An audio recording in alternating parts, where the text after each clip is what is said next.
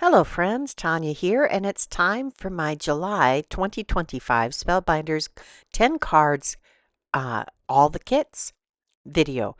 We're going to start with the Cocoa Greetings. This is the die of the month.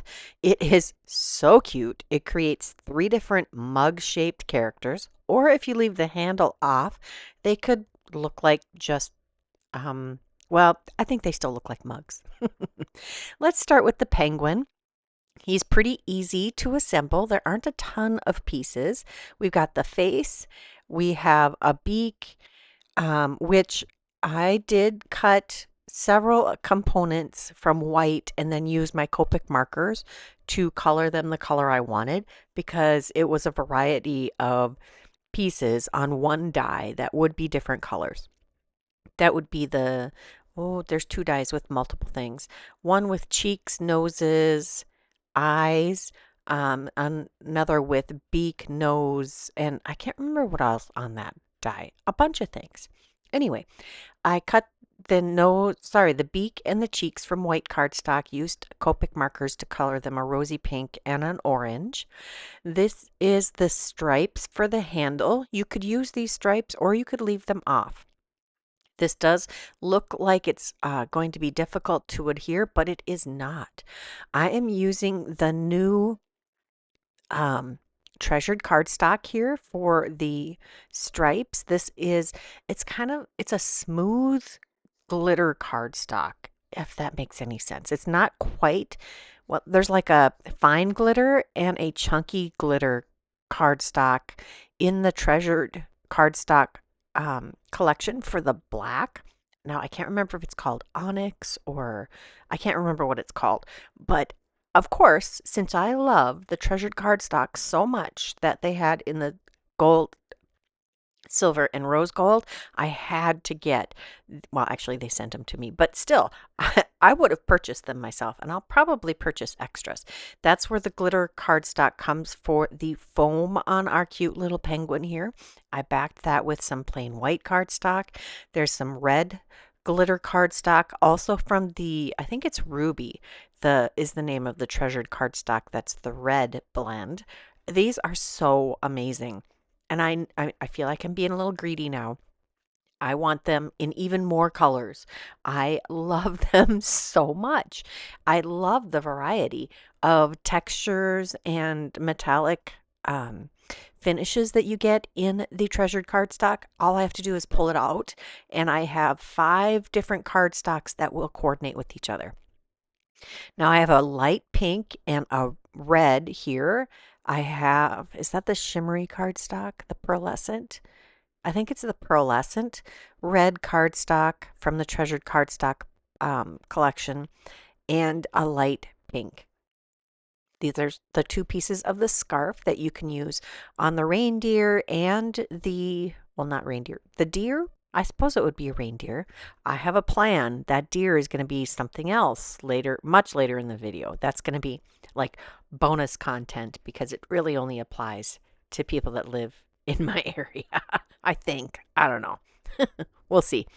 So I'm just going to adhere the tail to our scarf, kind of checking out where I want that to land on our penguin. And I feel like this could be right up under his chin, or it could be a little lower on his body with a little of the black neck showing. Either way, I think would work perfectly. There is a little tiny heart that you can add in a variety of places. It would make a cute heart sprinkle in that foamy top. We've got a cute little snowflake that I die cut from the white, or I think it's called Antique. The white collection is called Antique treasured cardstock. And there is our adorable little penguin. Now the next one I'm going to assemble is the deer, and you can see that since we're covering that area up, I used the die for the ears to die cut out of that spot, which is perfect. There's a hole in the die, so you can just drop it in and die cut them at the same time. Now I have lots of little paper hairs here, and that happens, and I realized that this is the wrong color brown. This is the fawn cardstock from not Hero Art, Spellbinders. But I had used this is some old retired baked brown sugar from uh, Stampin' Up. I really like this color. It was the color I had in my brain for the gingerbread man, which you'll see later. And I wanted my deer and my gingerbread man browns not to clash in case I decided to use them together. So there we go. I think that gingerbread man would work in a few different colors though. Now there's these little drop-in pieces that little dies that are the insides of the ears, and I wanted those to match the face and the belly. I had a little schmutz on there. I keep that little sanding block quite handy. They are great for getting the paper hairs off of things, for taking boo-boos off of your paper. Lots of people use the sand eraser. I can't use that. It would be very similar. I can't use the sand eraser because they are rubber, and yeah, latex and I don't get along. The little square with the rounded spot, I couldn't figure out what that was for the longest time. And then I figured out it's for his nose. It's for our little deer's nose. I did choose to make it red. It's nice to have that little pop of color. Just using my pokey tool to help get rid of any paper hairs that I missed. And then we're going to move on to the handle for the deer. I did choose to make this one two-toned. I kept it tone on tone for the penguin, but you could do tone on tone with this one too. That would be cute, but I don't have a textured cardstock or a treasured cardstock collection in a brown. I did use alabaster cardstock for the face, belly, and for the accents for our deer. And I did use alabaster also for the backer for the cream on his head. I did try just putting that candy cane next to his body. That would be a cute place to put it too. So we've got our penguin and our deer, and now we're going to work on Santa. Again, I cut components from white and I'm going to color them. This is the color I chose for the rosy cheeks. Just used my pokey tool to hold things in place, and this is the color I am using to color his skin. And of course you can adapt this to whatever colors, whatever skin tone you would like to see on your Santa. Just going to well saturate that cardstock with the color. That was also his nose. I wanted the face and the nose to be the same color. You could make it rosy like the cheeks though too. We'll add some glue to the back to put the eye backers on. I love that that was included in the die set. Then I don't have to cut little scraps to go behind his eyes. There is an indentation on the beard and hair die to show where the face will land. And there's, oh, is there an indentation? I don't think there's an indentation for where the mustache goes, but it's pretty easy to just center it and make it look right. I'm just going to tack that down. I only put glue behind the nose area for the mustache, which there is embossing to show where the nose would land. We'll take that and just add a dot of glue to the mustache. I did cut both all of the white on Santa, what would ultimately be white, from the pearlized white cardstock from the treasured cardstock package of Antique, which I love a little shimmeriness when it comes to accents and details. So that's perfect on here. Now we'll line this up with mostly with the top of the mug body. There is going to be a Santa's hat fur trim that goes over the top of this. So don't worry about it lining up just perfect because there's a little curve to that doesn't match the top of the mug completely. This is the trim and the buttons for Santa's shirt or coat. And then we are going to use red glitter cardstock. And I think I used the pearlized red for the cardstock or for the backer for his hat slash foam. And then I'll just glue that to the top of this little Santa mug. This is so cute. Oh my gosh. I cannot, this is just the small die of the month. There is so much packed into this die set. Oh my gosh. The designer of this was so clever. I hope they're sitting there just smiling to themselves, looking at all of the fun things that we're creating with this. I did do tone on tone with our Santa again here with the pearlized red and the chunky glitter red. There isn't a fine glitter on the red treasured cardstock. I think that is just in the black collection, but this is a fun red glitter. And again, the white glitter from the antique treasured cardstock collection to make his fuzzy little fur hat accent. There is our adorable Santa. And here we have Santa, deer, and penguin. Next, we're going to pull out the Club Extra. This is the Ginger Sip die set. If you subscribe to the whole caboodle, the deluxe caboodle, then you will get this in your collection. That's the only way to get this. And I've already used the dies to die cut all of this. And there's a die that cuts off the top of the head so that you have a mug shape. So you can use this as a full gingerbread man or as a mug with the handle from the small die of the month.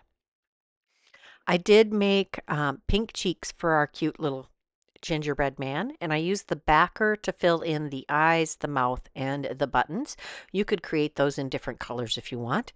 There's a very deep embossing for the little icing trim on his arms and legs, and a die that cuts out all four at once. And they are all the same, so you don't have to worry about which one goes where. I added glue to those indentations from the embossing and just popped those little icing pieces in.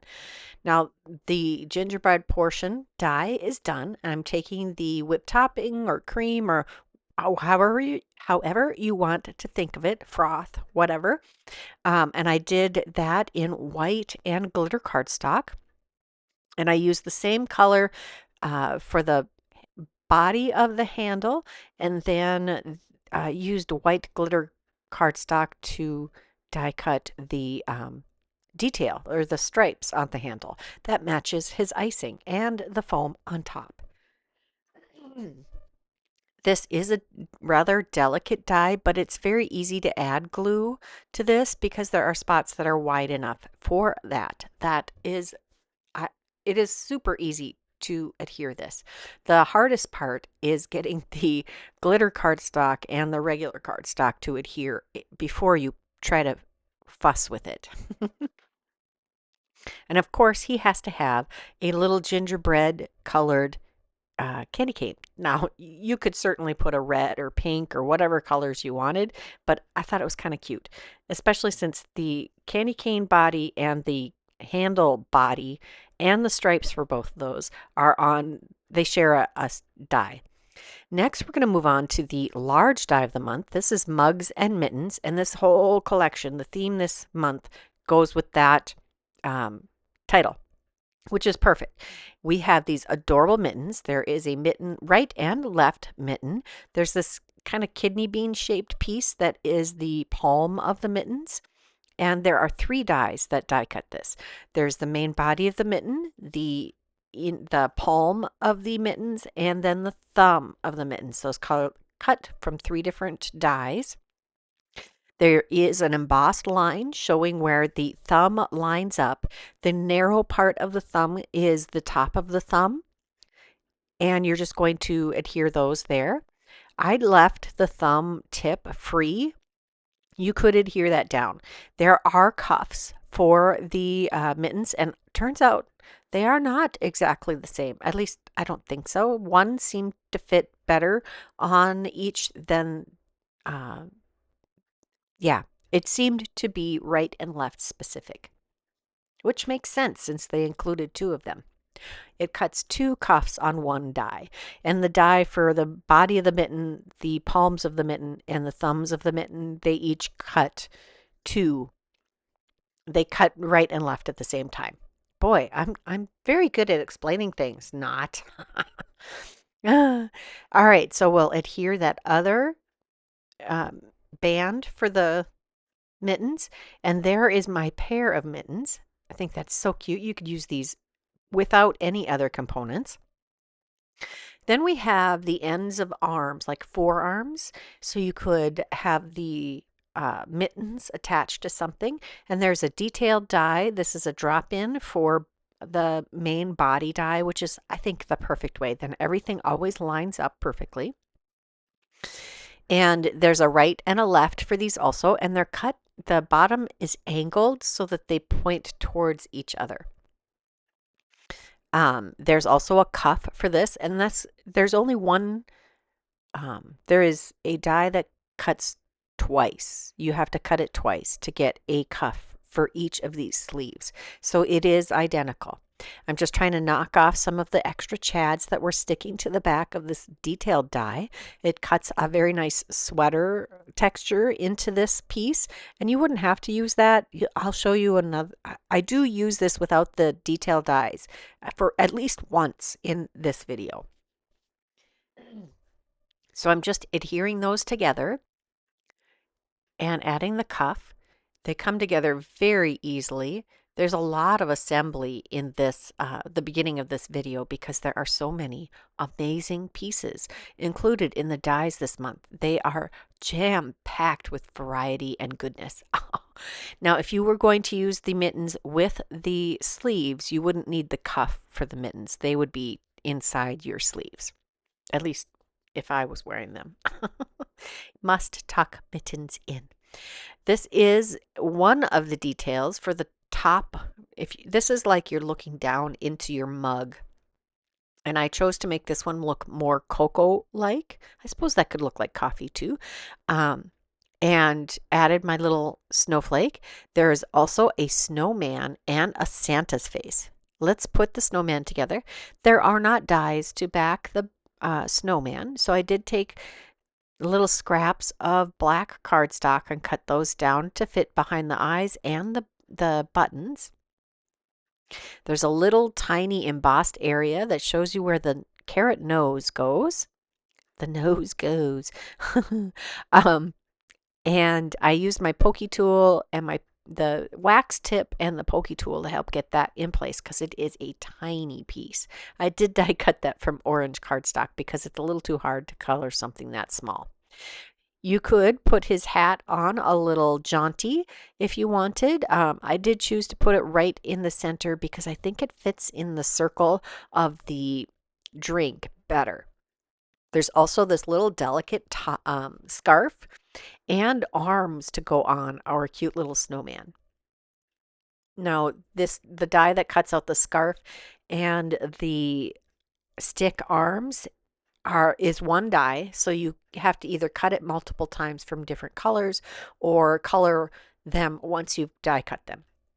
Now, the color I chose to back this snowman is the same as his arms. So I did, instead of cutting new ones out, I did come in with a darker brown Copic marker or alcohol marker and carefully colored this so I don't get any brown on the snowman part. But this way, his little arms will stand out against the brown of the drink.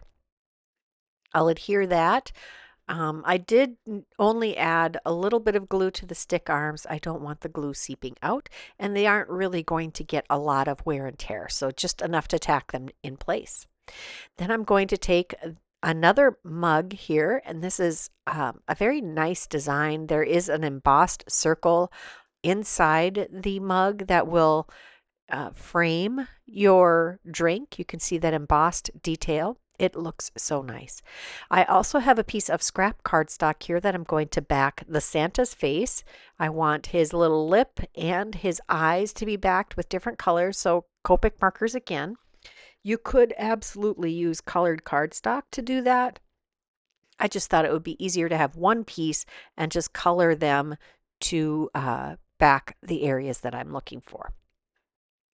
There we have the very most basic piece here for Santa, and I did cut the white part from the pearlized white cardstock, and I had colored the face and the nose here with my Copic marker. We've got this little tiny mustache, and again, the die shows you the flesh toned die shows you exactly where the mustache goes. It actually has the die cut areas where that just lays on top. We'll add the nose, a little tiny nose on this little tiny Santa face. You can use these icons in so many ways. They do not have to be inside your cup of coffee or tea or whatever it is you happen to have in your mug. There's also a cute little Santa's hat, and I die cut that from some pearlized red cardstock from the Ruby treasured cardstock collection.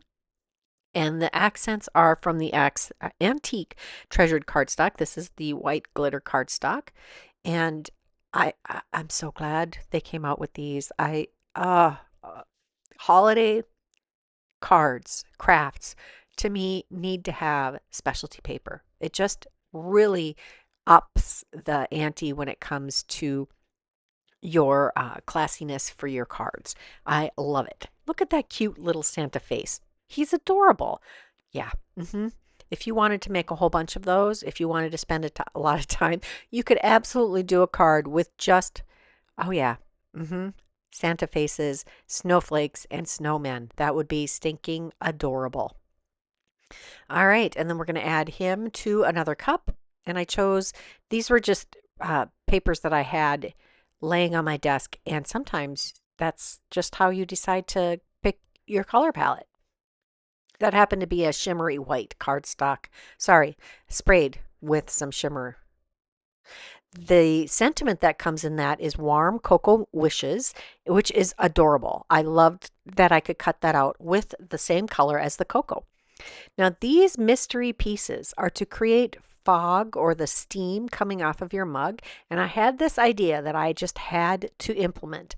I am going to make a 2-layer steam. I'm using white cardstock and vellum.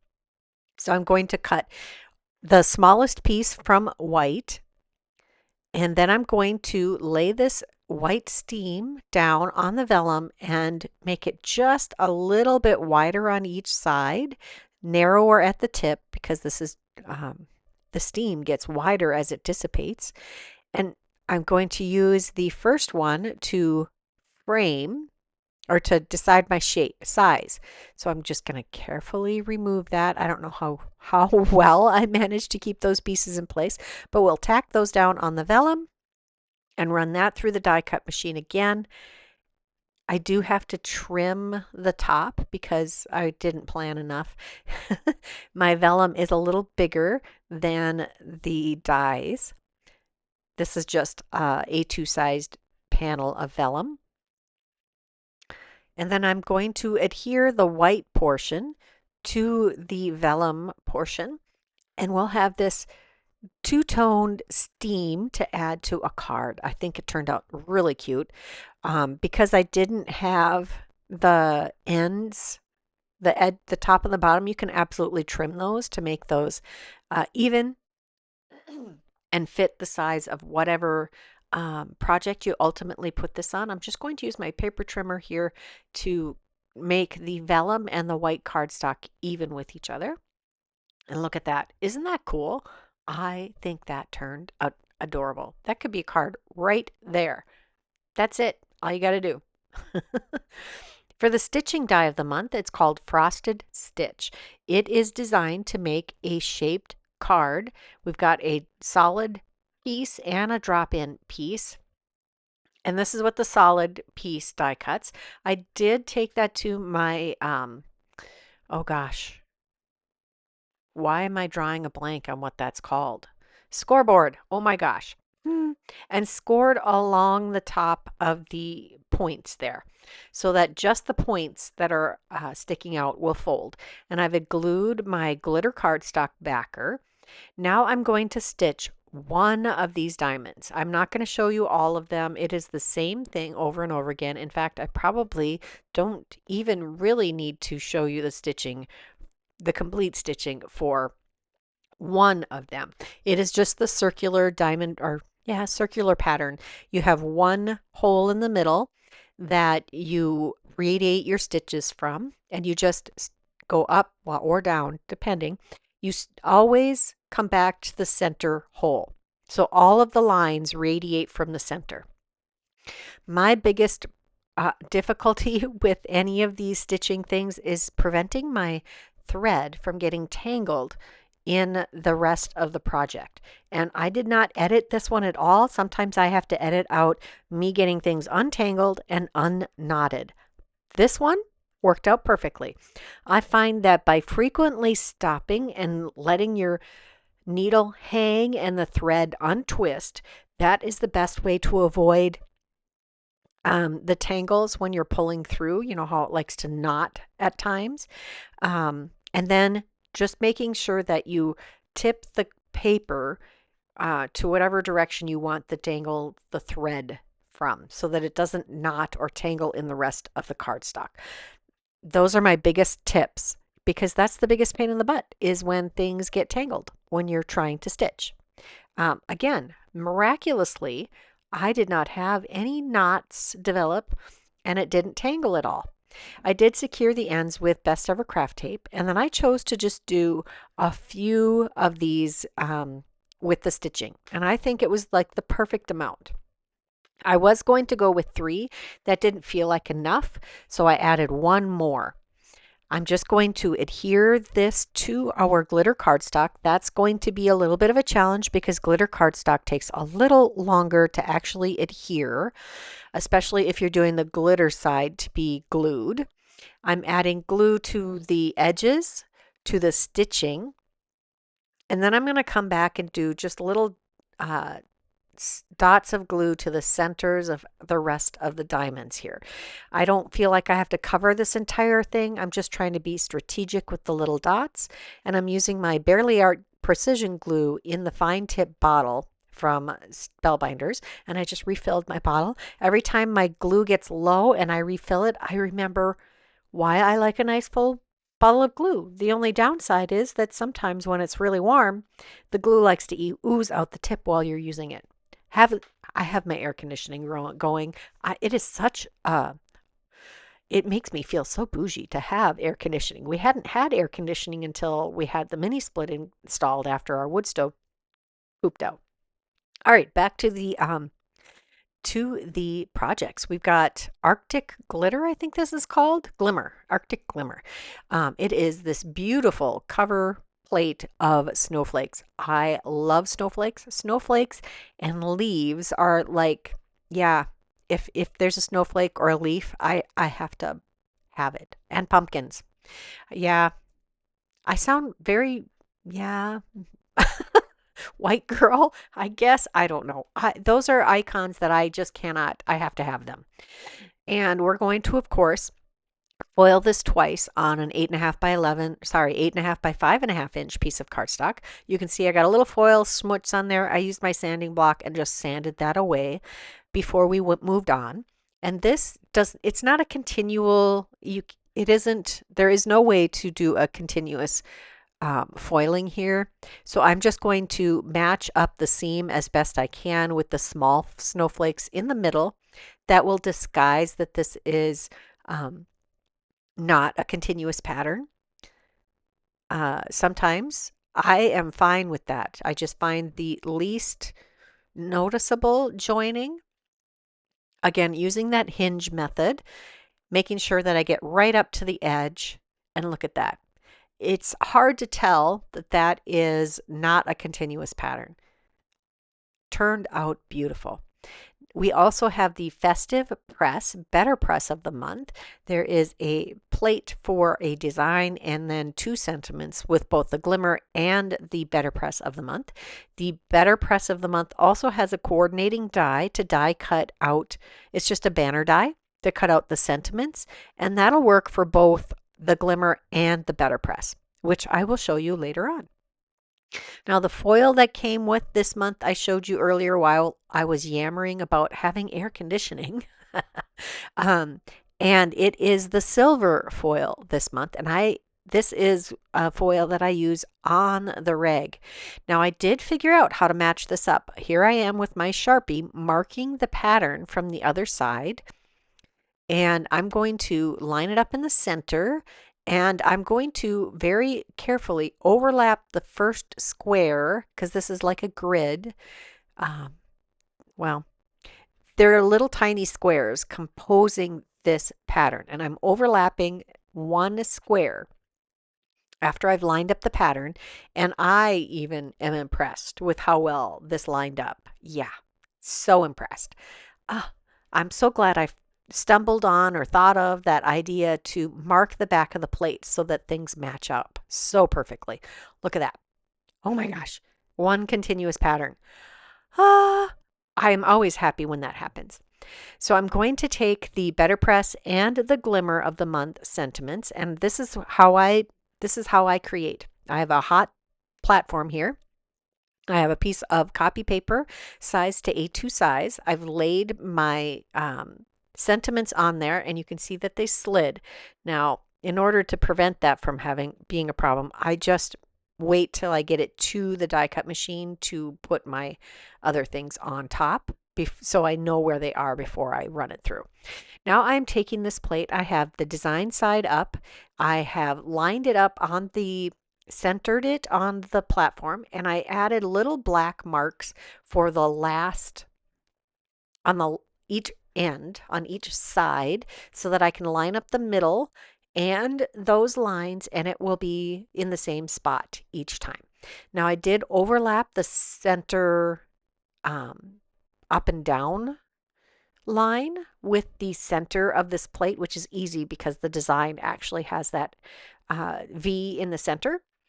And we're going to be able to create a continuous pattern, both Glimmer and Better Press. So I'm going to take this and rotate it down to the bottom of our platform, line those three marking spots up. I'm peeking to make sure that this is in the right spot before I add ink. And I'm just using VersaFine Clair, and I have a piece of watercolor cardstock that I am doing this. This is just my practice run. I'm sure I'll turn it into a project, but I didn't want to think too hard about what colors, so I just used black. And look at that. Again, a perfectly lined up pattern.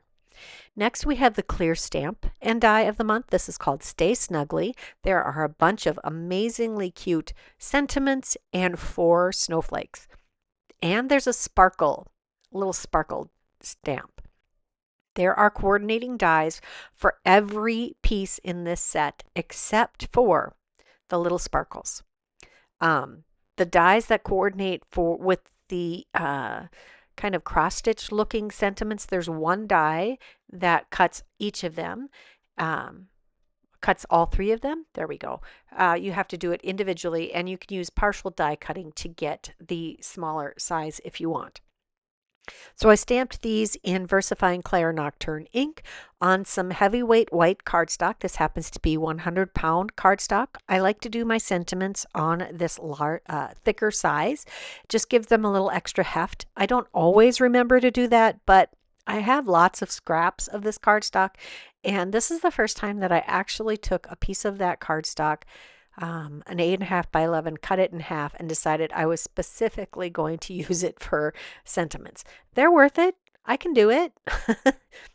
So I'm heat setting all of this with my heat tool after I use some clear embossing powder. This is my bin of a variety of clear embossing powders. There are several different brands in that set, or in that container. Here I've die cut all of those with their coordinating dies. And look at that. Oh my gosh, so cute. Next we have the stencil of the month, Warm and Woven. There are 2 patterns in this stencil set, which I love it that Spellbinders gives us so much variety here. Now I'm using Lost Shadow ink here, and I did find that the best way to do this was to drag it in the same direction as the points of the little knit marks are. Otherwise, you end up pulling them up a little bit. They get caught on your blending foam. If you're using a blending brush, that would be probably less of a problem. Now I'm using my 9 by 12 sticky mat from Altenew, and I love that for stenciling. I also have some clear sheets of acetate that I'm using to mask off the areas I do not want to get ink on. This is my favorite method. I have these 2 sheets of acetate from, honestly, I think they were from packaging from Tonic Studio when I was getting Tonic's Studio Club kits. I don't anymore. I'm trying. I have such a hard time. I love all the clubs. I currently have subscriptions to the Altenew clubs, the Hero Art clubs, and I just signed up for the Waffle Flower Sneak Peek Club. Yeah, yeah. Even if I don't get to play with them right away, I will someday, right? I have almost every single Hero Arts Club kit. Almost every single one. And same for Spellbinders. I can't say that about the others, but wow. I did show you how to do those knitting patterns in two different colorways or different directions. This is kind of a sneak peek. This is one of the DIY card deck add-ons. This is the holiday add-on, one of them. I think there's 10 cards in that add-on, which will be available later this month. And I chose my color pattern palette from that inspiration picture. Now I don't glue. You can glue squares for your onto the actual card, but I tend to just find another way to make that work because I want to be inspired every time I look at those cards to come up with another color pattern or color palette. But that's just me. And you can use those to pick ink colors. You can use them to use cardstock colors. Yeah, sky's the limit. I am again masking this because I want to make a full 8.5 by 5.5 inch pattern here. So I can use this for a 5x7 card. And I'm just this is a repeating pattern. There are 4 layers to this stencil, and the colors that I'm using are Lost Shadow, Speckled Egg, Bundled Sage, and Antique Linen. Now, I could have pulled in I think I pulled out Tattered Rose and Scattered Straw also, but I didn't need that many colors for this particular stencil set. There's 4 layers here. So this is layer 3. We started with Lost Shadow and Speckled Egg, and now we're doing the Bundled Sage. And again, I decided to start cleaning up after myself a little bit so I don't accidentally get smudges on my cardstock while I am moving the stencil to the next section. And I do have to do 3 movements to get this to, with each stencil, to get this to make a complete pattern. Now, this is layer 3, and I'll just quickly add that last little component here. It lines up very easily. And then for layer 4, I did encounter a little difficulty with the repeating pattern, and maybe I just needed to overlap it a little more. I don't know. But the first one goes great. We're using the Antique Linen, which with this color combo looks very yellow, doesn't it? And I'm sure that I was using Antique Linen and not Scattered Straw. That was indeed Antique Linen. We'll move that one more time. Now this is where I'm having a little bit of trouble overlapping, and I do notice these vertical rectangles, and I'm covering those with they're on the lateral side, the long sides. There's 2 of them on each side, and I'm just carefully avoiding those, and I covered them with my acetate masks, and I'm just fudging it.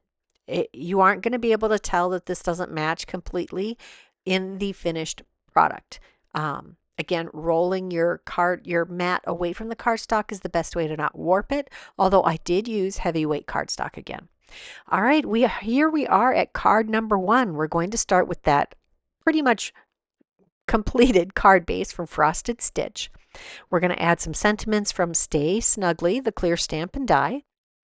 Again, these are things that I'd already cut, stamped, embossed, and cut. I pulled out the 4 snowflakes, and I'm going to do a little bit of experimenting here to decide what I want to use. I am going to use some clear embossing ink. I generally refer to it as Versamark because that was the first brand that came out with a clear embossing ink, but they're all pretty much the same. And I do use glycerin to re-ink my pads now.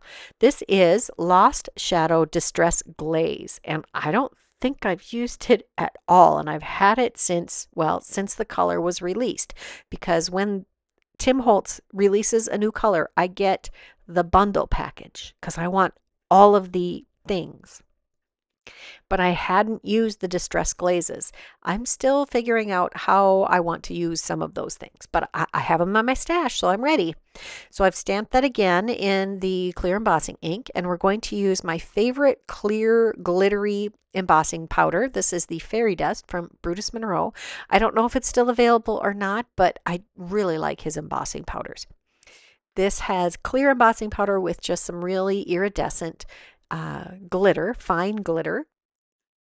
And I'll heat set that, and we can decide which of those we like better for this particular project. And whatever I don't use, I'll use on something else. So I've die cut those, and there's a close-up look of the fairy dust and the lost shadow. I decided to go with the lost shadow because there is no gray in this particular card. I've added some extra layers of cardstock behind the sentiment, Winter Cheers, and that fits between two of these stitched snowflake or diamond areas perfectly. Now to carry that snowflake-like image to the inside, I'm going to use these fairy dust embossed snowflakes, and I'm just laying them behind our additional sentiments that are going to go on the inside. And once I have my placement roughly figured out, I'm going to adhere those to the inside of the card, just using my Barely Art Precision Glue. And I don't have to be really particular on the placement for these because, yeah, they're snowflakes. It's all good. And they are subtle. I could have stamped those directly on the card base, but I have coordinating dies, and this gives me a little extra freedom. Plus, it doesn't cause warping on the card base because these are just small pieces that we stamped and embossed. Now that I have all of those items in place, I use my heavyweight block to help those get solidly adhered. Now I have these, I think these are milk glass rhinestones. I think they're from Trinity Stamps, but I don't have them labeled. I have so many embellishments in my stash. If you've been doing this for very long, you probably have a ton too. You could use some sequins, you could use different colored rhinestones. I just liked these kind of milky white gems, and they come in a bunch of sizes. Now I don't use the large size of these gems very often because they are very large, but I felt like it worked perfectly on this particular card front. So all of the diamonds, the solid diamonds that have no stitching completed on them, I added the largest of these gems, and I'm using my pokey end of my pickup stick to pick up any of the extra glue that oozed out from underneath those gems. I was placing them over holes, so I thought I really needed to put a lot of glue on them.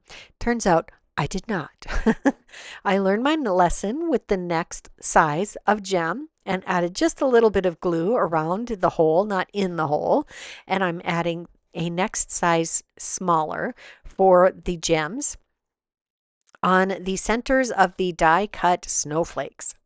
Now for the last size, I'm going to use the next smaller size on the center of the stitched snowflakes or diamonds.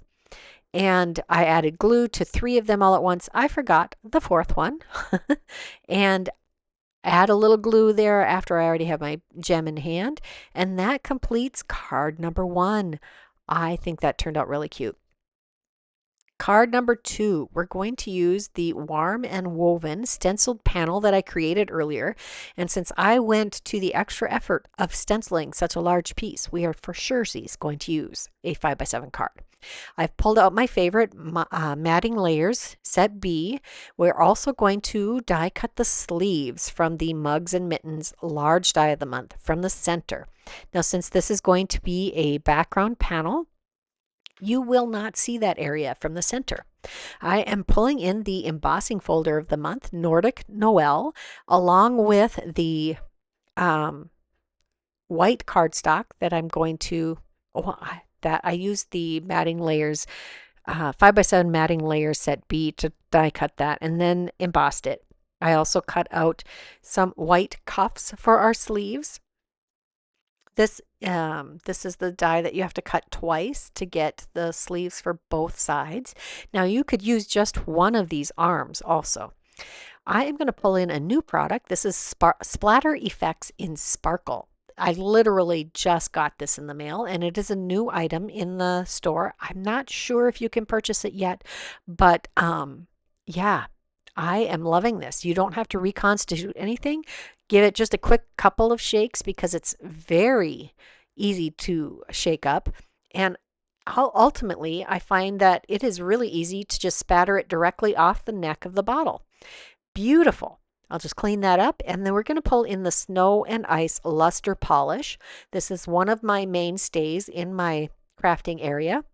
I had accidentally purchased the Snow and Ice Luster Polish thinking I was getting the Pearl Luster Polish. I don't know why. I must have been in a hurry ordering things, and I love this. This is very sparkly. It must have mica, bigger mica chunks in it.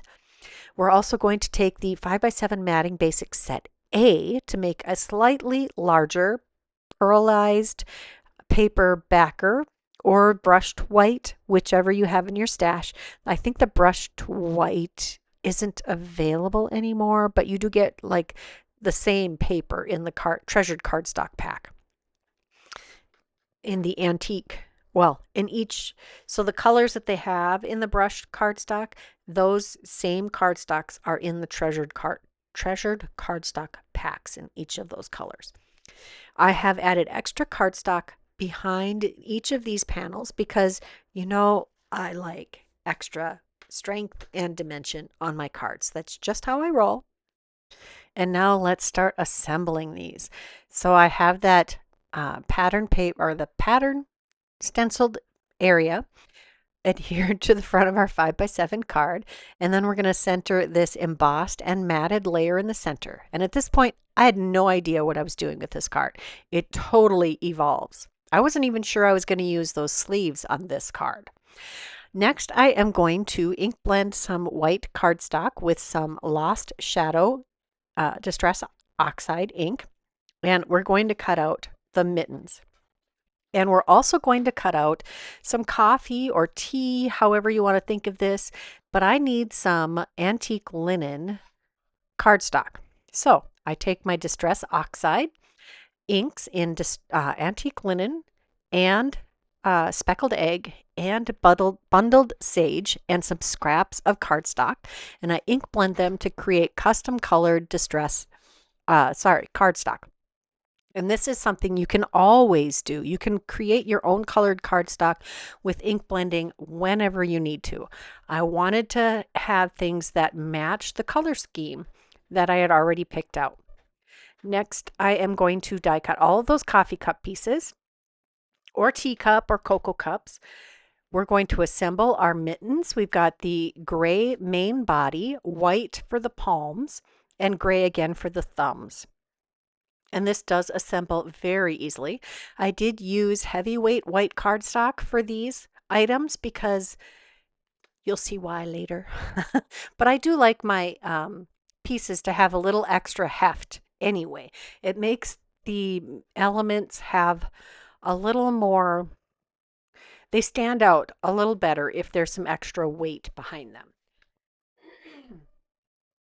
Now we're going to adhere these sleeves, because I do decide to use them on this card, to the mittens. And I do line up the edges of the ends of the mittens on my grid mat to help me make sure that the mittens are pointing the way I want them to be.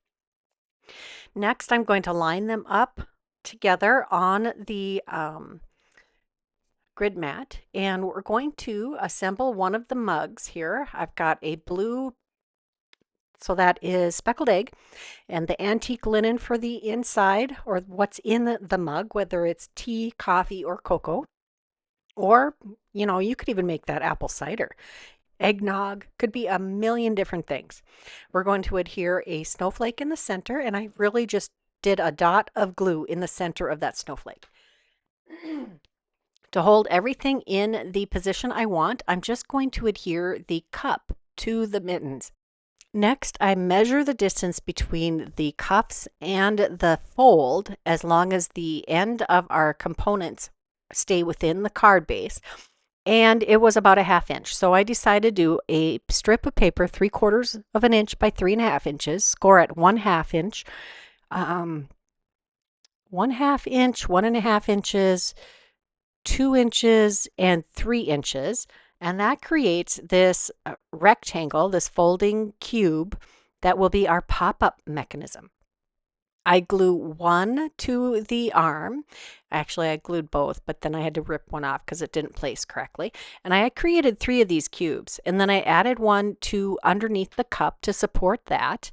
Now we'll add glue to one side, to the long side on the bottom under the cup.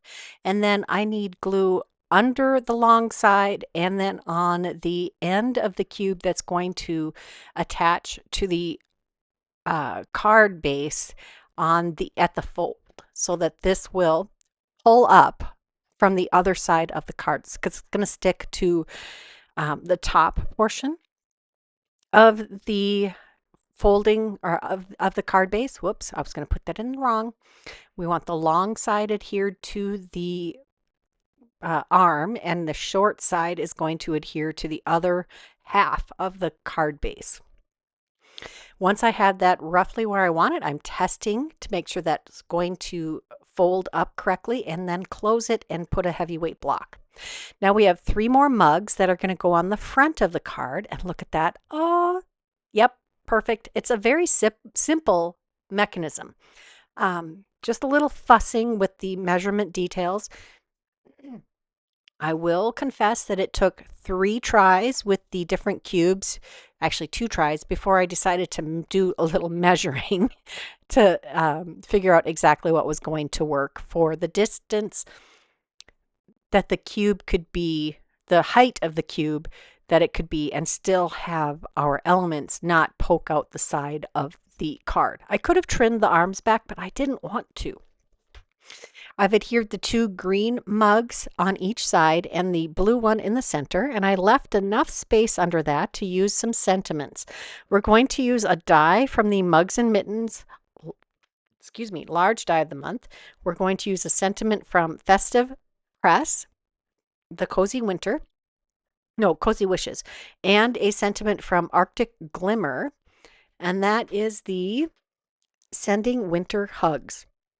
Now, I did figure out that these 2 dies are the same size. They just have different sized or different widths of metal outside of them. Regardless, I was able to do some partial die cutting because I had to make one shorter for the Cozy Wishes and one a little longer for the Sending Winter Hugs. And we got our 2 sentiments, and we're just simply going to adhere those in the card. Now, you could adhere that on top of the arms, but I decided to do that on the base of the card. Just going to try to center that on the inside, even though my arms, I realize now, are not centered in our card base. That's okay. Just going to quickly adhere that down. Now, you could add extra bling to the front of this card, but I thought this was perfect. And that's card number 2. For card number 3, we're going to use the Cocoa Greeting small die of the month with this cute little penguin that we assembled earlier, and the Arctic Glimmer of the month. And we're going to use the black and silver glimmered piece that I created earlier. We're going to cut that with the 5x7 Matting Basics Set B, the largest of those rectangles. That die gets so much use in my craft room. And then I'm trying out a couple other sizes. I want lots of that black to show. We're going to take a smaller one and die cut some white cardstock and emboss it with the 3D embossing folder. I think it's Starry Snowfall is what it's called. I'm going to use some Snow and Ice luster polish. Again, I like to use what's in my stash. This is a really fun, sparkly gilding polish. It doesn't add color really, it's just sparkly. I decided that I wanted something with a little more rounded shape, so I picked out the Fresh Picked Labels and Tag die. Don't worry, I'll use that other piece on another card later. I did the same steps I did with the rectangle piece, took that white cardstock, die cut it first with the fresh picked die, and then ran it through the 3D embossing folder. And then I'm adding some sparkle and shine with the snow and ice luster polish. I think that just looks better with our lots of rounded shapes on our little penguin. Plus, it shows more of that black background. I'm going to take a slightly larger label, fresh picked label die, and I accidentally cut out 2 pieces of vellum at once. No big deal. I actually like the slightly more opaque look of the 2 layers of vellum together for this particular card. So I glued those together, and I'm just trying things out because as you know, my cards they aren't planned out generally. I just start putting things together and making decisions as I go. We're going to glue this to a 5x7 white, heavyweight white cardstock base. And I did use my pokey tool just to get rid of any little hairs there. And we're going to add extra cardstock layers or scraps between each of these layers, because that just really gives a little bit of extra definition and dimension to your cards and is a little more sturdy. I like my cards to be able to hold up to a toddler playing with them. That is the benefit of a sturdy card. You don't have to worry about all of that hard work being dismantled easily at the whim of a kiddo, because we want them to enjoy our artwork, but we do want it to survive their handling, at least a little of their handling. There are several layers of extra cardstock behind the penguin to make all of the layers flush with each other so that they adhere nicely. We're also going to use a sentiment from Festive Press, the better press of the month. This one says Holiday Cheer, and there is a coordinating die to cut that out. We're also going to use some sentiments from Stay Snugly, the clear stamp and die of the month, and some snowflakes. Those Lost Shadow, Distress Glaze, snowflakes are going to get some use here. I've added extra cardstock behind the Holiday Cheer that we adhere below our fresh picked label. And then I am going to adhere a sentiment on the inside that says, wishing you winter magic in every sip. I love the sentiments from this month's kits. They really coordinate well with the theme of this, of the deluxe caboodle, which I find so helpful. I don't have to go digging through my stash to find sentiments that work with the theme of the products here. I mean, I could. We all love to dig through our stash. And feel free to add elements from your stash. I try to keep it limited to what's included in the deluxe caboodle for my 10 cards kits, just because it's easier for the people that might want to buy it. Card number 4, we're going to move on to the stenciled woven pattern from Warm and Woven.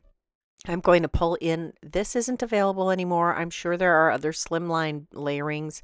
I just love it. We're going to use the largest from set B precision layering slimline cards.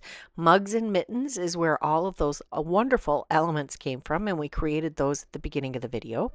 I die cut this down to, I think it's probably 3 1/4 by 6 1/4, because this is a 6.5 by 3.5 inch mini slimline card.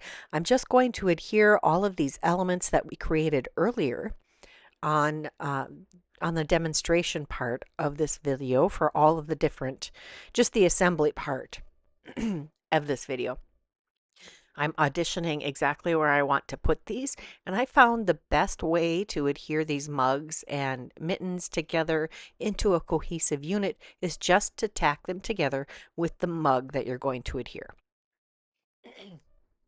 I did add an extra layer of cardstock die cut from the mug behind our snowman just to give it a little extra sturdiness and heft. And I'm adhering, I think I put extra layers behind the mittens too. Make sure those are popped up a little bit. And then we're using the sentiment from that stamp set that says Warm Cocoa Wishes. I think that is a really cool sentiment. I opened up the card base inside my Misty here, my stamp positioner.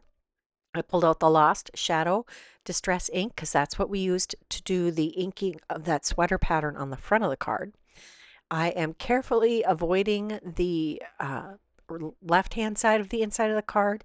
I'm trying to get that vignette appearance where the edges kind of just fade off. And then we're going to use a sentiment from Stay Snugly. I decided to match the color, sort of the brown of the sentiment on the outside. So I chose Portobello Versifying Nocturne or Versifying Clair ink. I have all of the colors of Versifying Clair ink. Stampin' Up! Not Stampin' Up! Spellbinders carries half of the line, and it is a beautiful rainbow that they carry. I pulled some sequins from my stash. These, I'm sure, came from a card kit from Spellbinders in the past, and they're an iridescent kind of, there's pink and yellow and cream tones to these, and I thought they would be perfect on the front of this card to add a little pizzazz. So I'm using just little dabs of Barely Arts Precision glue in the fine tip bottle, which I just refilled recently, which makes me so happy. I'm going to add three sequins on the inside of the card. There are 2 sizes of sequins in this pack, and I'm making that work. I prefer at least 3 sizes, but this works. Love it. On to card number 5. We're going to do some ink blending here. We've got Cracked Pistachio, Mermaid Lagoon, and Blueprint Sketch. And I have a half sheet of cardstock, so that's 5.5 by 8.5 inches. And as always, I like to start with the middle tone and do the ink blending first with that color and then blending in the colors that'll be on the ends. I briefly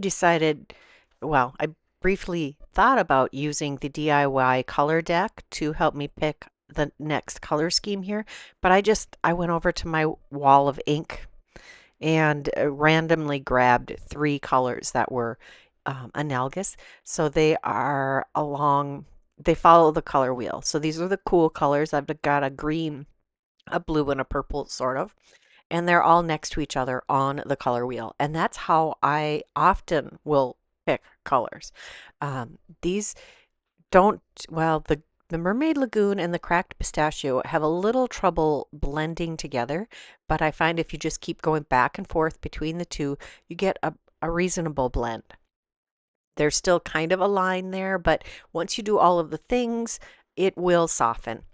I have some Distress Spritz in Prize Ribbon and Cracked Pistachio. I gave these a good shake before I turn on the camera. You don't want to watch me shaking. I always clean the tip nozzle end when I'm done so that it doesn't crust over. These are all the mica stain or mica sprays can clog if you're not careful. Arctic Glimmer is again going to be used on this. I love these snowflakes. I cannot tell you how much I love these. There is a Better Press plate coming out this month with smaller snowflakes, and I think I'm going to have to buy that one. I just love snowflakes. Have I mentioned that? Yeah, love them. All right, so we're doing the hinge method again. I chose Prism foil this time, and I just covered half of this 8.5 by 5.5 inch piece of cardstock with the Prism foil after I created the hinge. Now this plate is piping hot, and because I didn't want to lose any time with heating up the plate again, I decided to not wait for it to cool off, and I'm just being very careful to not burn my fingers. And I do not have asbestos fingers, as some people will say they have. My fingers are sensitive to heat, but if I'm careful, I can make this happen. Now you might notice some overfoiling. Prism and Aura, they tend to be more susceptible, and the satin pastels. They tend to be more susceptible to doing overfoiling. I just take a cheap dry bristled brush and rub those away.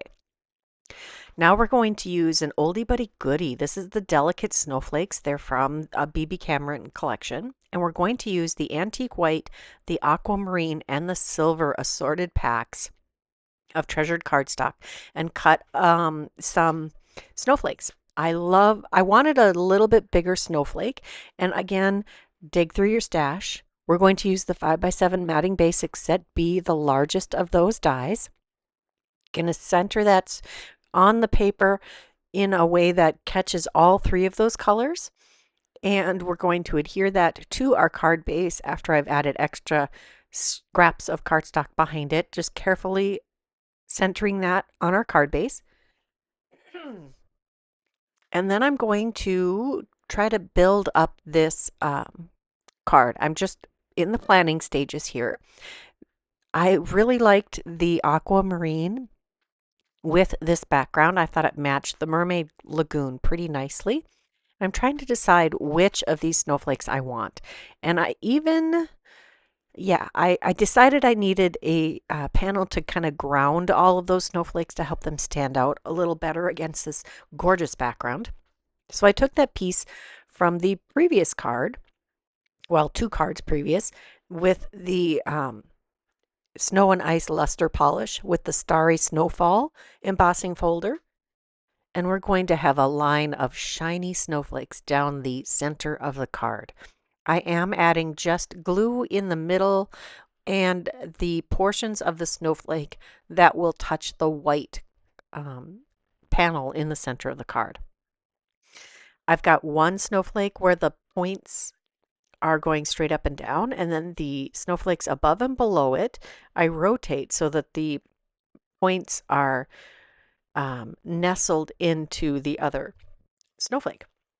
Now I'm going to take the largest snowflake in the dies from this month, the one from the mugs and mittens, and I cut those from silver cardstock, and we're going to add those to the centers of these larger snowflakes. You could layer the delicate snowflakes together themselves, and they do look really pretty that way, but I really wanted to use the snowflake from the kits because it coordinates with the snowflakes that are on the foiling the best.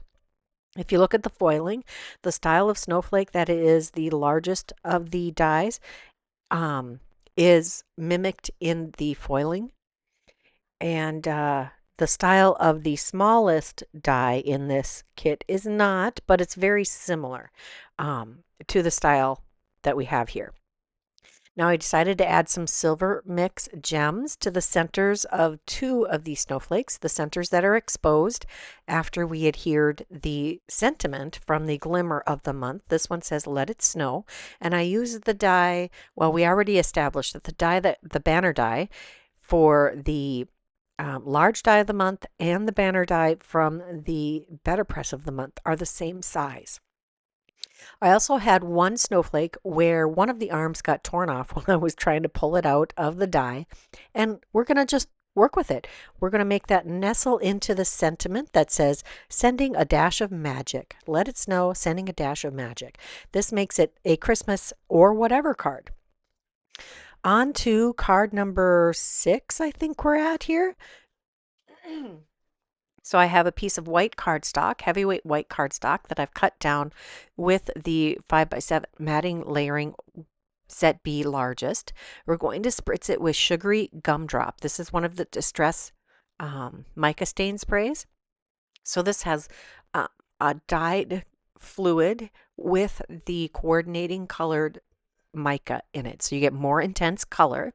And I didn't completely cover my card panel here.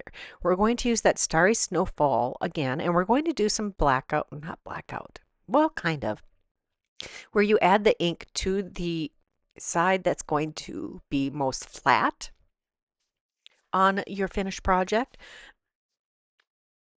So I'm adding ink to the side with the Spellbinders logo on it.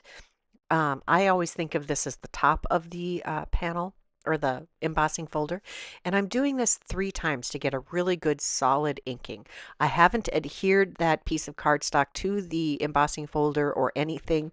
It tends to just stay on the embossed the areas that push up. That was saltwater taffy. We're going to use a combination of ginger sip and the mugs and mittens. No, sorry. What is that one called? Cocoa. Yeah, the small die of the month. We're also going to take Pieced Heart. This is a really beautiful large heart that will cover a 5 by, well, a lot of space on a 5 by 7 card. You can also make a shaped card with this die, and you can also make a quilted piece together portion. You have a sneak peek of all of the elements that I've created for these this card series. I love this month set. I say that often. This is a really fun Christmas or winter themed set. I love this theme. We're going to use some sentiments from the clear stamp and die of the month. This one says a cup of cheer just for you. Now the gingerbread man is the club bonus die, so you only get this if you subscribe to the deluxe caboodle. And I really recommend this. If you love several elements of this month's theme, I would get the kit and caboodle. Sorry, that's the old name for it. Deluxe caboodle. You save a lot of money by combining. Plus, you get the bonus. I'm using the press and seal trick here where I got all of my things arranged the way I wanted and adhered or stuck them together with the press and seal. Then I flipped it over, added my extra cardstock shims for my dimension, and then I stuck that back down on the vellum heart. I thought the vellum heart was a great way to add a little bit of separation of my images from that beautiful background that we spent time creating. I love that the shimmer was built in and it comes through even the saltwater taffy a little bit. It looks really cool in real life. I add all of these different elements and then use my heavyweight block to help hold them in place. You can see that I added extra cardstock behind each of those elements that I glued down, each of the gingerbread mugs. I'm adding some extra dimension behind this sentiment. I think I added 2 layers behind the top portion, and then I have 2 more layers setting to the side. So I'm going to glue that down centered between our little, or centered on the tip of the heart. And then I'm going to take a couple more layers here and adhere those together. And we're going to sandwich those between the card front and the vellum to add a little extra stability for that sentiment. And I was actually quite surprised at how easy that was to line up underneath. I decided to pull in some smoky topaz gems to adhere to the centers of these snowflakes. I just wanted that little bit of extra pop of darker color on the outside of this card. Now for the inside, I had taken a piece of typing paper or copy paper and die cut that same heart, the pieced heart, from that as a mask. I'm going to use some very well used painter's tape here and secure that down and help prevent getting any ink where I don't want it. We're going to use the distress ink, not the oxide, but the distress ink in saltwater taffy, and a blending brush. I chose to do this because I wanted to use a blending brush, and I don't use my oxides with blending brushes. If you use a brand new blending brush every time, it's beautiful, but blending brushes and oxides long term don't really get along all that well, in my experience anyway. All right, so I have recently re-inked all of my ink pads, and this is super juicy.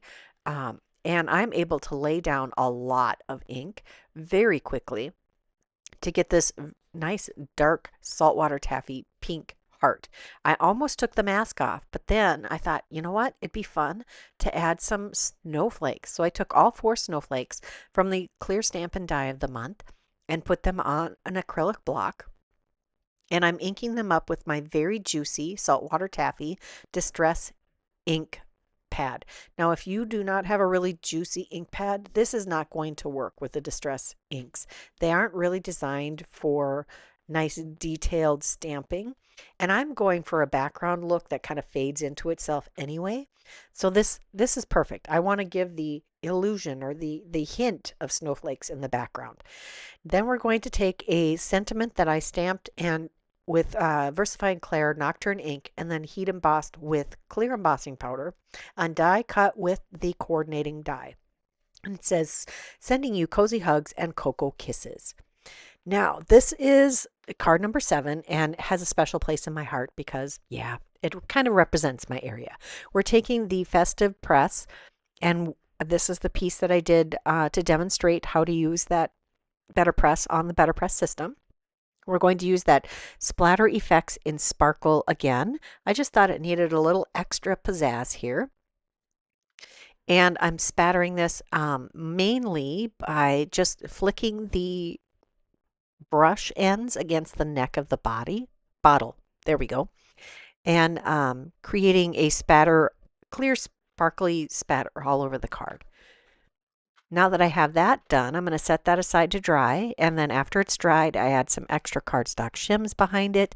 And we're going to adhere that to our card base. Now, this isn't the extra special part yet. It's coming. All right, then I'm going to take a press plate from last year or the year before. This is Buffalo Plaid.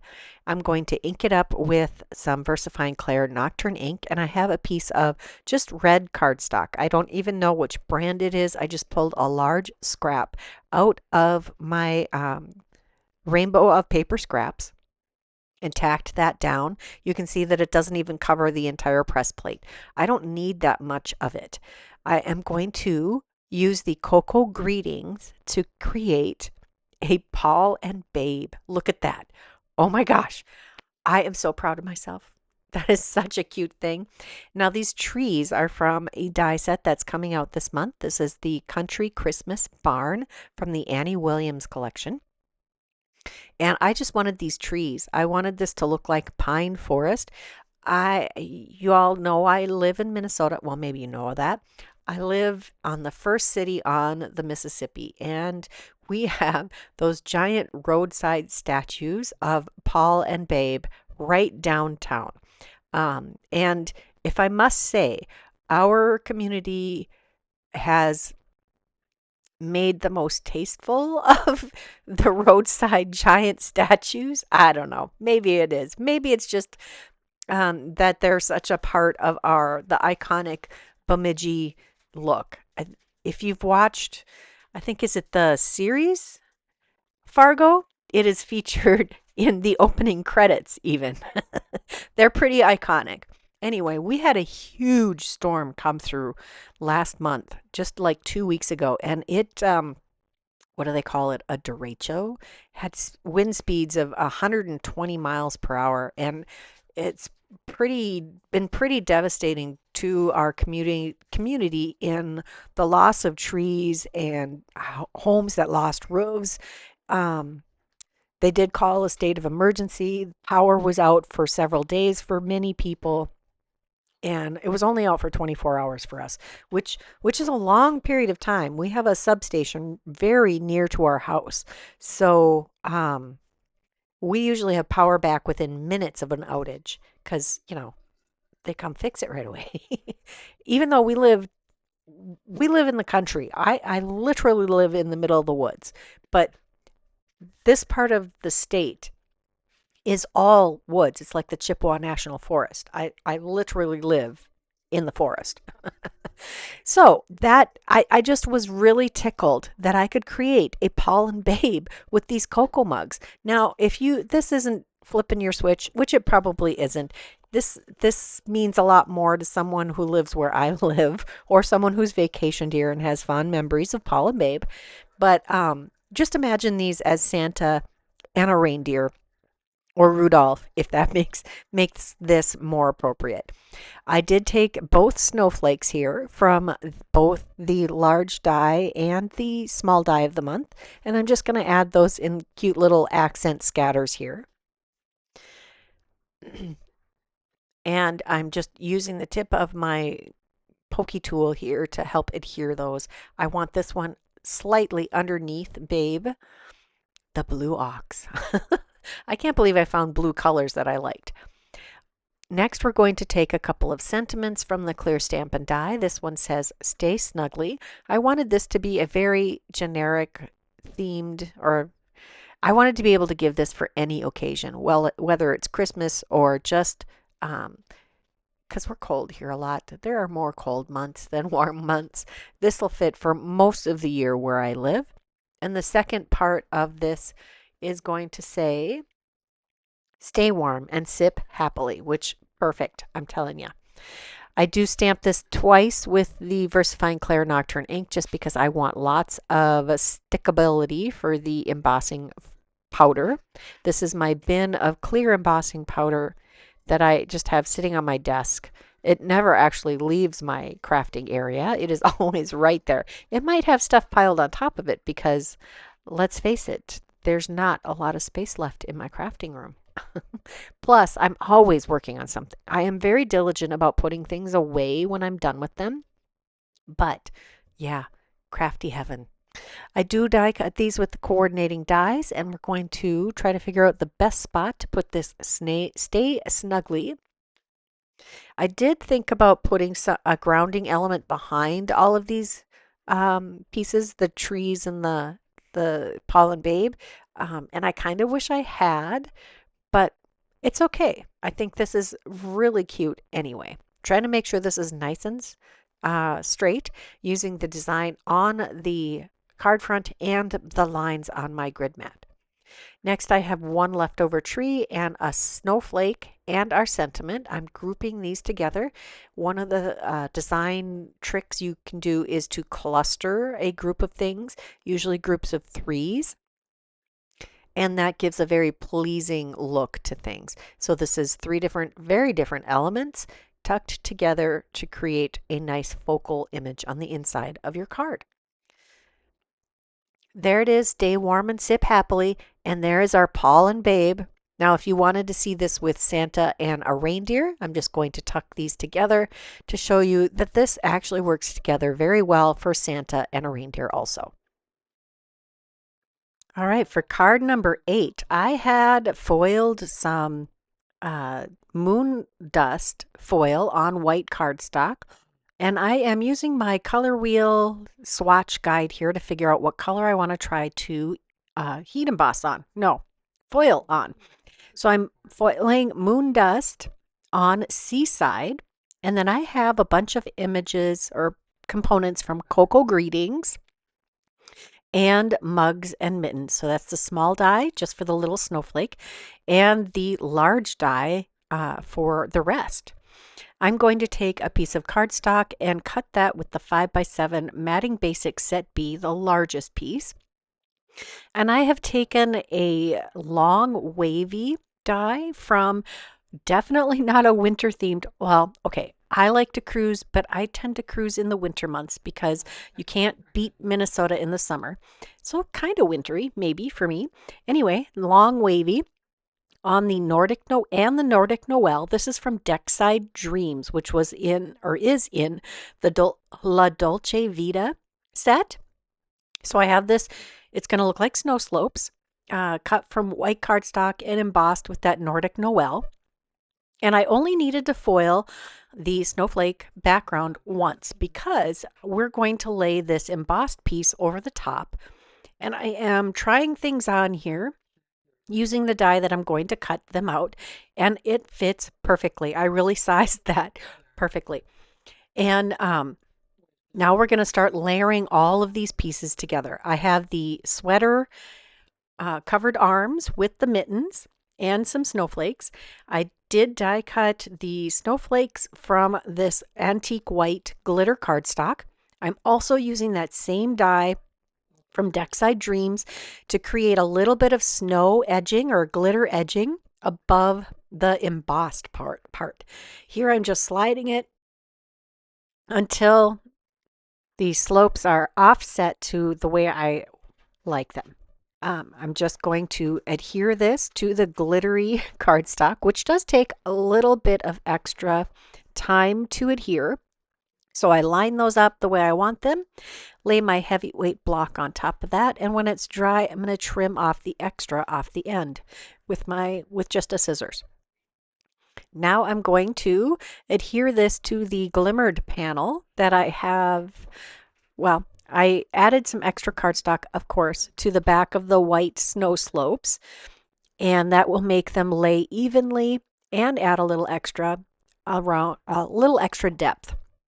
I am using a paper sanding block here just to knock off any paper hairs off the edges. Sometimes that works just as fast as using my fingernail or my pokey tool. Lots of different methods to get rid of paper hairs. I have a 5x7 heavyweight white cardstock base here. We're going to adhere all of our panels to this, centering it carefully. I think that this particular card base wasn't exactly square, but we're just gonna ignore that. I've added extra cardstock to make these elements even, the mittens and the sleeves. And we're gonna line up the ends of the sleeves with the panel, the matted panel on the front of the card. The press and seal was helpful, but now it's just as easy to line up those edges without the press and seal. Once I get those placed where I want them, I'm going to use my heavyweight block to get those adhered nicely, remembering that there is some embossing underneath it, so it takes a little extra time. Now we're going to take those glitter cardstock snowflakes and adhere those in the appropriate places. Just adding a little dot of glue to adhere each of these snowflakes in the center. Then I have a sentiment from the Glimmer of the Month, which I die cut with one of the banner dies, either from the large die of the month or from the better press of the month. I've centered this on the top third of the card and I'm adhering that. It of course had extra layers of cardstock behind it. Next, I wanted to use the Spectrum AB gems, but I don't have any of the size that I want left. So I dug through my stash and this was the closest I could find. These are the Rainbow Reflection rhinestones from Trinity Stamps, and I don't know if they're still current. These are a few years old, and I recommend that everyone shop their stash before they decide to go buy new stuff. Now that I have those gems attached, we're going to add some more glitter snowflakes inside the card and a second sentiment also from the Glimmer of the Month. This says, "Sending winter hugs." And the "Let It Snow" and the "Sending winter hugs" seem to go together very nicely. The snowflakes actually fell on the inside of the card pretty much the way I like them, so I just adhered them where they had landed. Sometimes random is a good thing.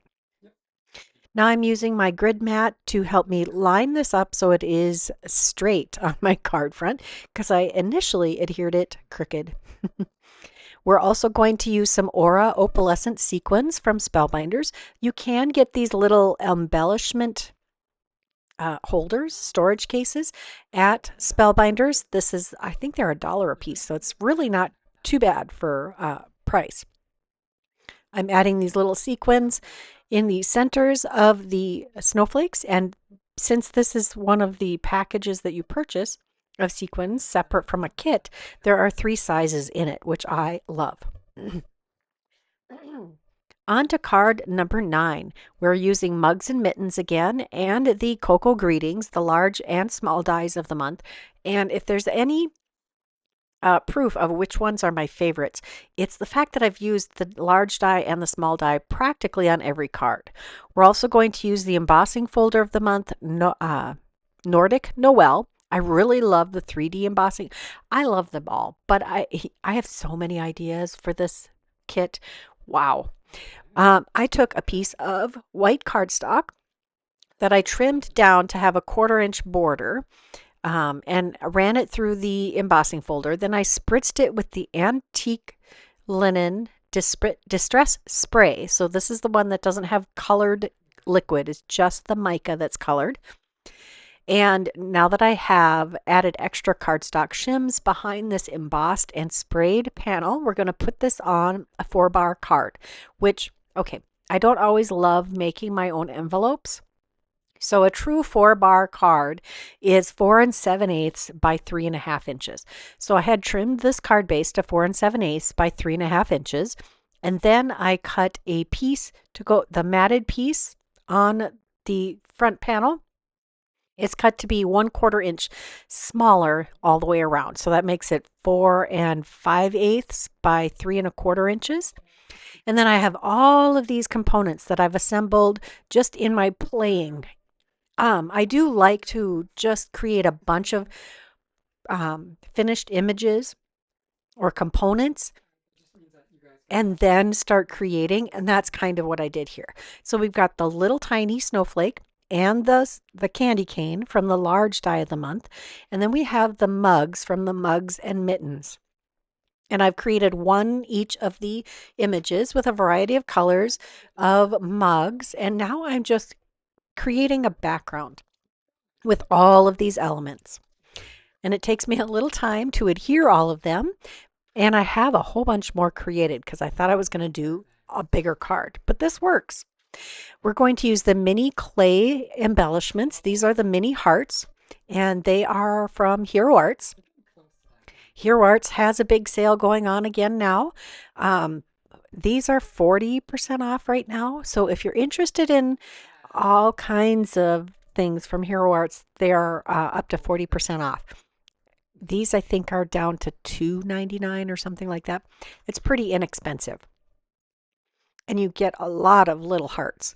I'm just going to add scatterings of these hearts, all three colors, pink, white, and red, mixed in with the candy canes and the snowflakes. And I put a heart, a pink heart, right in the middle of the snowflake in the cocoa cup.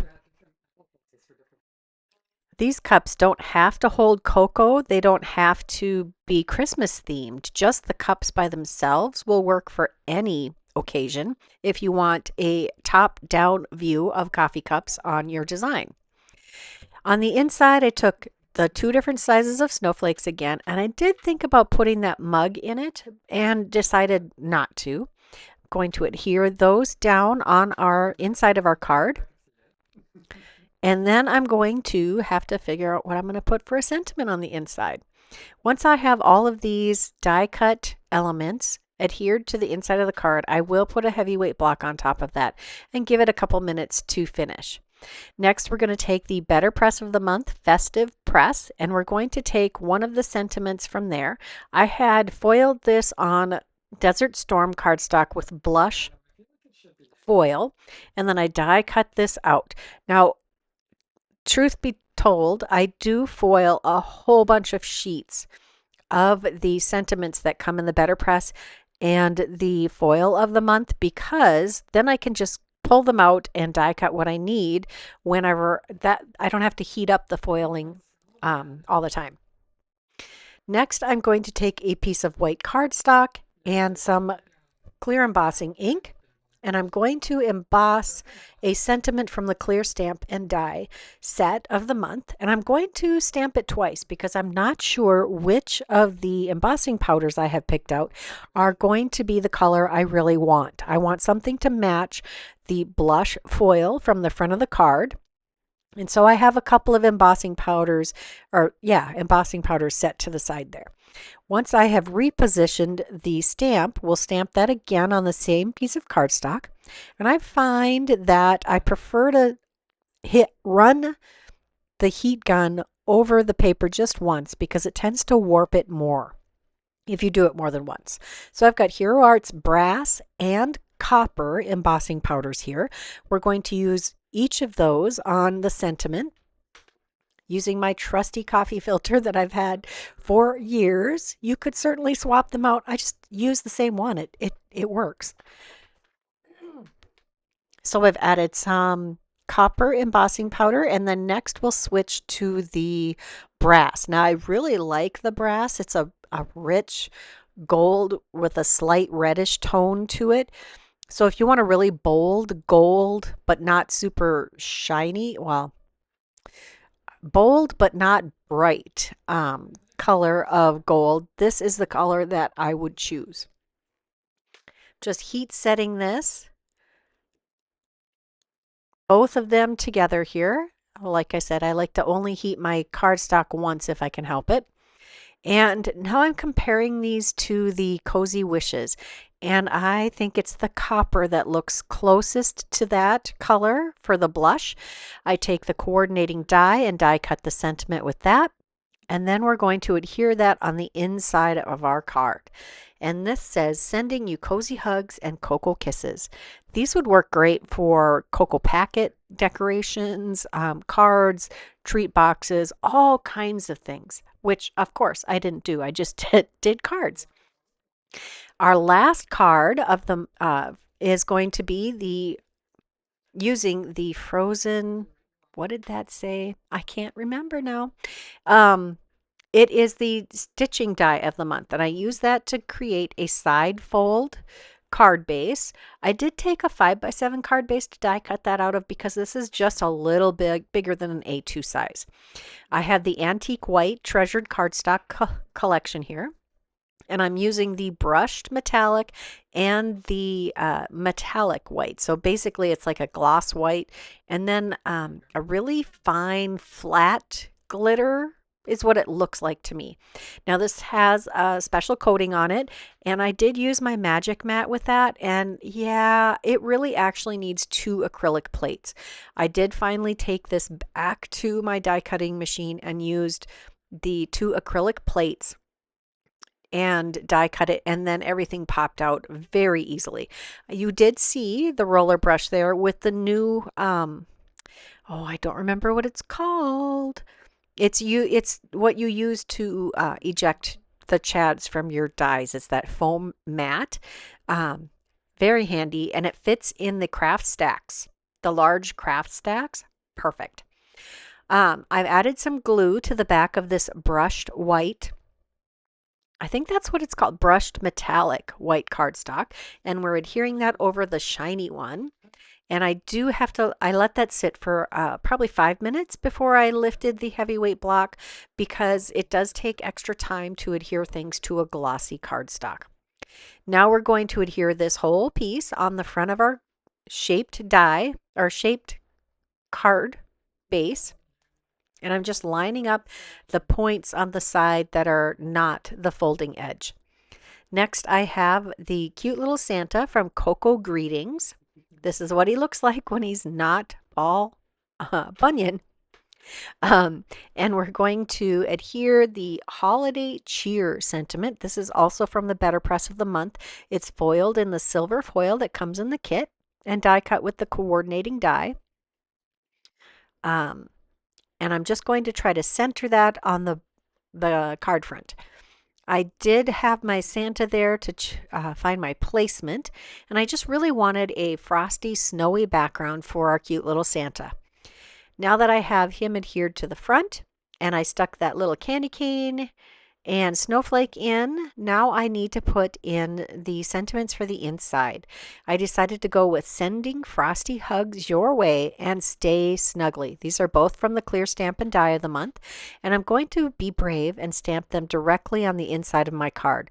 I think they might still be a little crooked, but that's okay. And I mashed pretty hard on there. If that really bothers you, go ahead and stamp them again and die cut them.